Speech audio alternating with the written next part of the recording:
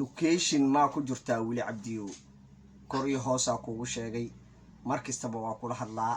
warniyo hoow saaxiib fiican miihid talaqaada meesid locationka waa la isku dilaa waa la isku dhacaa xataa Soomaalida dukaamo kale oo boosaska ah oo loo shaqeeyo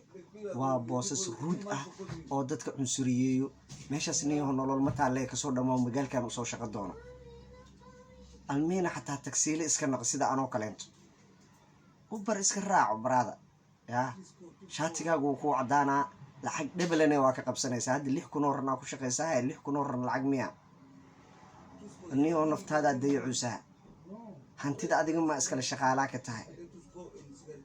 shaqooyin badan oo macmacaana beledka yaallo beledka iska imaaw maxaa ka qabanaysaa locationkan niyo nin dantaada yaqaana miihid saaxiib fiican oo lala tali karo oo wax loo sheegi karo oo wax fahmaynay miihid marada soo dhamaaw saaxiib talaa ku soo wacday laakiinse ma ahan dhibaatada adiga ku jirto inaa anigina igiliiso adigoo laamigaas irsaaqadaada ku jirto oo 24 saac ay amal u wareego ayaa waxa rabtaa in aniga iga aqli badiso saaxiib talo wanaagsanaa ku soo doonto ma hanay dhibka adiga ku jirto inaa igiliiso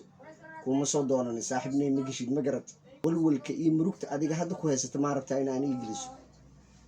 maalin kasto axada kiraa laga sugaa irsaaqadaada laamigaas ay ku jirtaa 24 saac laamigaas ku ordaa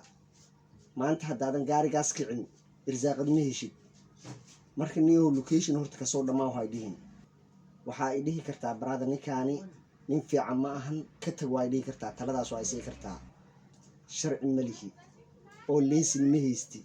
sidee rabtaa markii inaan magaalka u imaado saaxiib fiican ku maleynay ilaa shaway dhagri jirti